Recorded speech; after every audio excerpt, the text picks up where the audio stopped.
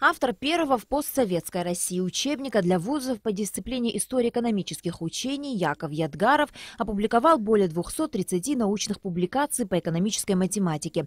Действительный член Академии социального образования и Нью-Йоркской академии наук Яков Ядгаров присутствовал на защите дипломных работ выпускников экономического факультета в качестве председателя экзаменационной комиссии не случайно. Академик не раз приезжал в наш университет и даже читал лекции, принимал у студентов зачеты. По словам Ядгарова, выпускникам вуза была предоставлена прекрасная возможность практики на местных предприятиях, где был собран очень интересный материал. Ядгаров также отметил, что сотрудничество абхазских и российских ученых имеет хорошие результаты. В прошлом году проводил целый цикл занятий, аттестацию студентов по одной из экономических дисциплин. 2 года кряду мы проводим здесь важнейший этап международной конференции по экономике. И всякий раз Олег Алексеевич Гварамия, его команда охотно с нами сотрудничают.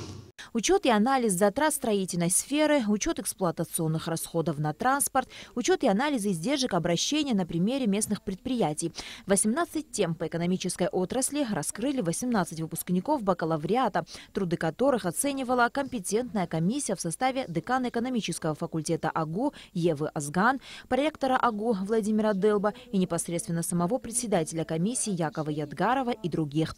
Студенты признаются, что защищаться перед учеными мирового масштаба – двойная ответственность. Когда преподаватели, которые несколько лет уже с нами рука об руку фактически, они нам очень помогают, мы как-то, они наши родные, близкие уже люди, мы с ними как-то более уже, знаете, в свободных отношениях. Человек такого уровня, такого масштаба, такого мирового уровня приехал к нам в университет и проводил защиту диплома, являлся нашим председателем экзаменационной комиссии. Это, соответственно, какой-то вот такой значительный момент для нас был. Поэтому, да, немножко, конечно, нервничали, но я думаю, что наша защита прошла на достаточно неплохом уровне.